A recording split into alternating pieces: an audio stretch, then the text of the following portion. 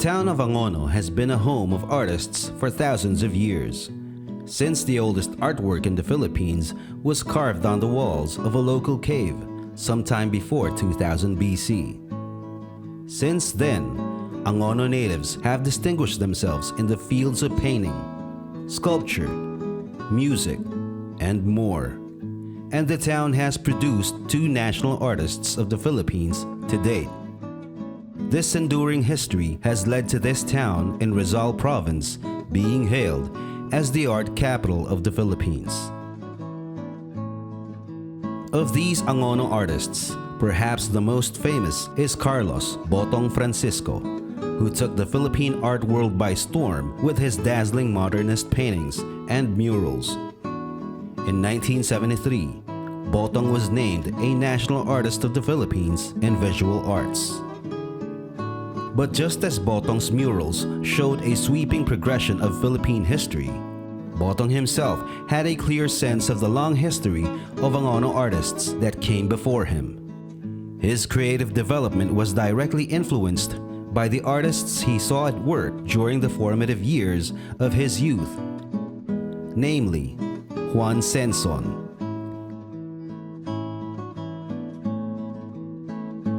Pedro Piñon, and Moises Villaluz Sr.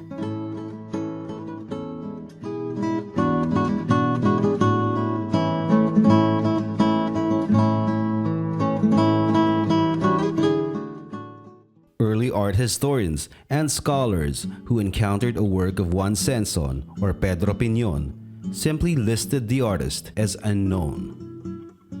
Indeed, little was known about these Angono artists who established themselves during the 19th century, and their works were seen as being of little significance compared to those of Felix Resurrección Hidalgo or Juan Luna. These unknown artists first entered the consciousness of the art world when Carlos Botong Francisco rose to national acclaim in the 1950s. During interviews, he told of an Angono artist known as Tandang Juancho and showed off some of this old master's religious paintings and figures on display in local houses and churches. Botong promoted these artists that had come before him with full pride in the artistic heritage of his hometown. In 19th-century Masters of Angono Art, author and Angono native James Owen Saguinsin shows the fruit of over 20 years of painstaking research, which started when he wrote his undergraduate thesis on Tandang Juancho or Juan Senson in 2000. It was the late architect, Dr. Alice Guillermo, who introduced me to Juan Senson. That was way back late 1990s. Sabi niya, bakit hindi ko daw gawing thesis si Tandang Juancho o Juan Senson. That time, hindi ko pa kilala si Tandang Juancho o Juan Senson. Ang alam ko lang ay si Botong Francisco ang artista sa bayan namin sa Angono. The following day, nagsimula na ako ng research kay Tandang Juancho dito sa bayan namin sa Angono. At nakita ko nga ang napakadami niyang mga religious works at nakakamangha dahil talagang kilalang-kilala pala si Tandang Juancho dito sa aming bayan.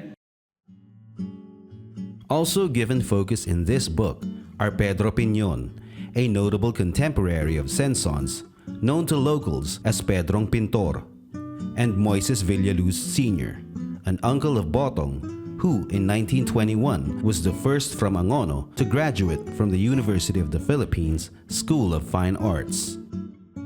The book includes over 100 newly documented works, including the 13 pieces of Juan Senson's Via Crucis, or Stations of the Cross, that were discovered in the neighboring town of Binangonan.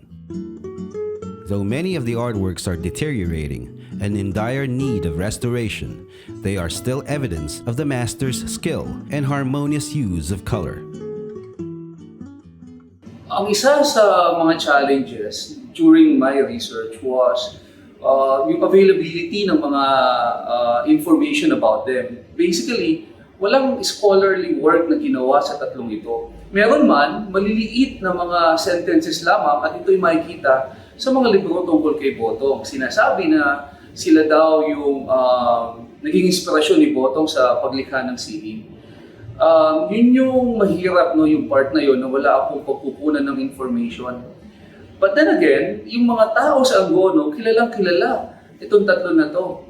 Kaya hindi naging mahirap din sa akin yung bigyan sila ng imahe dahil yung mga nakakausap ko sa Angono, sila mismo yung nagkukwento kung sino itong mga nono ng sining na ito. Subalit, tinaguri ang unknown artist ng mga manunulat na tagalabas ng Angono.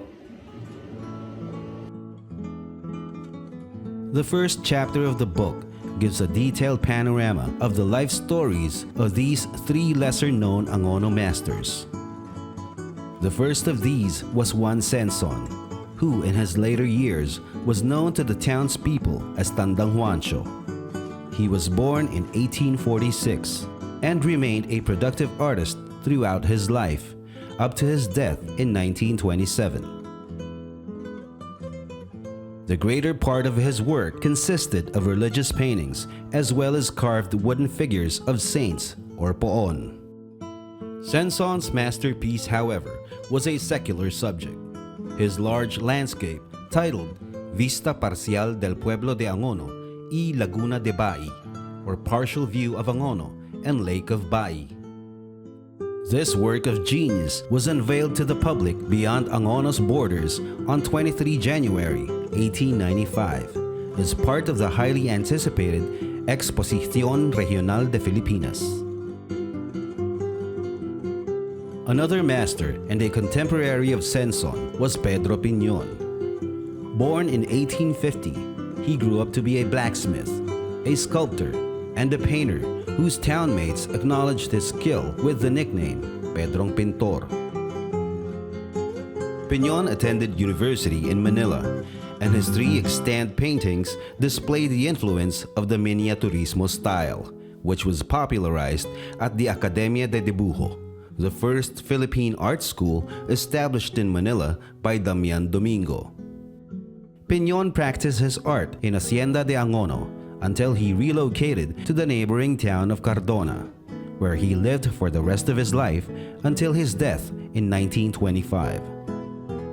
Some of the poons created by Piñon are still seen today during the Holy Week procession and are proof of his ability.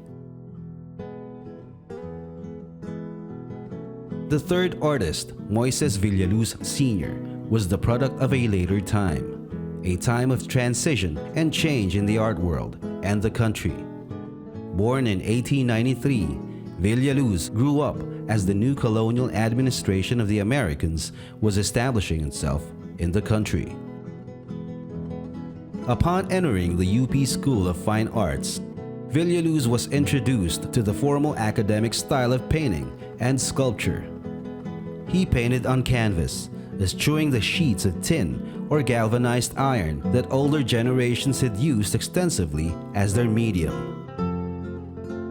Though he became an academically trained artist, instilled with a strong sense of community and the importance of carrying on the legacy of Senson and Piñon. After he graduated from the UP School of Fine Arts in 1921, Moises moved to Los Baños and worked as a landscape artist and illustrator. He designed and made the sculpture of the farmer and carabao situated at the main entrance plaza of UP Los Baños. Itong tatlo na to, si Senson, Piñon at si Moises Villaluz, sila yung nono ng sining sa aming bayan na aktibong gumagawa ng sining bago pa man dumating si Botong Francisco.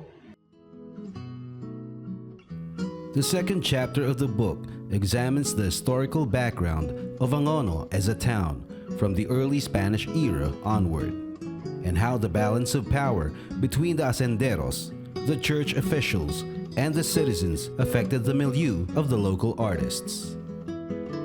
When Juan Senson and Pedro Piñon were born in the mid-19th century, Angono had just gone through multiple changes in the ownership of the hacienda.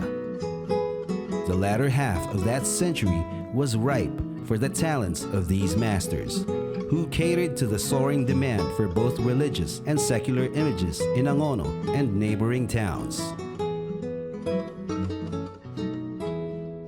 There was a shift in art patronage with the arrival of the new American colonizers.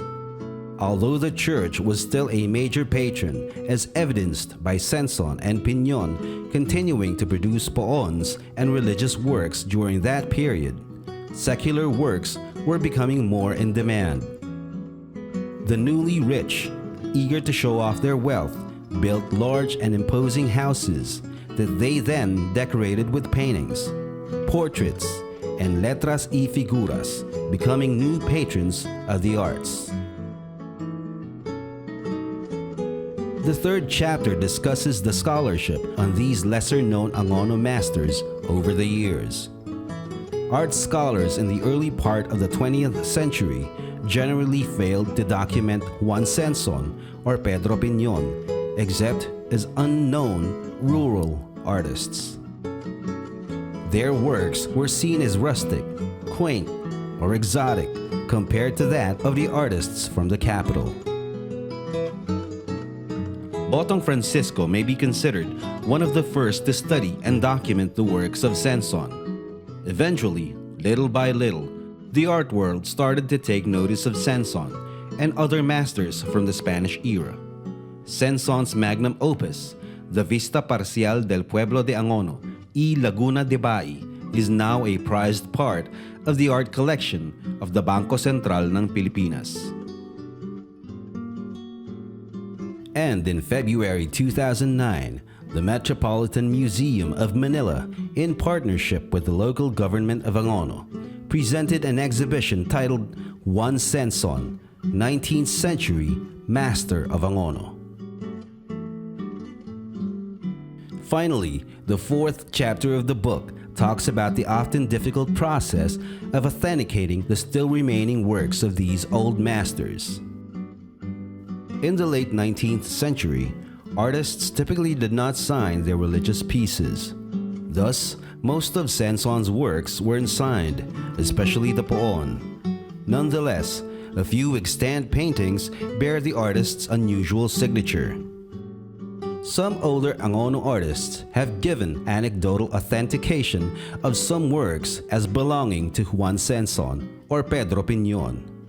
But these works must still be carefully analyzed to ensure their provenance.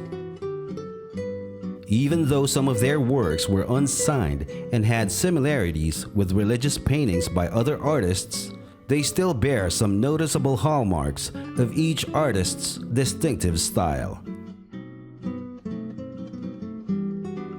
Though the wooden poons of Senson and Piñon have suffered wear and tear from being directly handled by worshippers instead of kept behind glass in museums, these are still in relatively good condition compared to the paintings on galvanized iron or old canvas. Most of these paintings have deteriorated significantly, with their delicate colors lost forever. On the other hand, the remaining works of Moises Villaluz, numbering less than 20, are mostly in the collections of his relatives and remain in good condition. This solid provenance makes his surviving works less complicated to authenticate than those of Senson and Piñon. Mahalagang malaman ng mga tao itong buhay at mga gawa ni Senson, Piñon at Villaluz dahil mapapalawak nito ang kaalaman natin tungkol sa local art history ng bayan ng Angono. Magpapatibay ito sa kalagayan ng Angono bilang isa sa mga sentro ng sining dito sa Pilipinas. And aside from that, makakatulong yung research, yung book project na maging inspiration sana sa mga ibang cultural workers na magsimulang mag-research sa kanilang bayan. Dahil mahirap ang research, subalit kung sisimulan ngayon, itong mga unknown artists na to, definitely mabibigyan sila ng mukha, makikita ang kanilang mga gawa, and makakatulong ng malaki at makakadagdag ng malaki sa pagbuo natin ng tinatawag nating national identity. From ancient cave petroglyphs to modernist murals, The picture of Philippine art history in Angono and in the country as a whole is far wider and more colorful than the partial vista of artists that were seen as significant by the scholars of past decades. Much of the work of Juan Senson, Pedro Piñon, and Moises Villaluz Sr. has been lost to the ravages of time. But with the 19th century masters of Angono art, it is hoped that shedding light on these bygone masters will allow their surviving works to receive proper attention and care as part of an unfading legacy.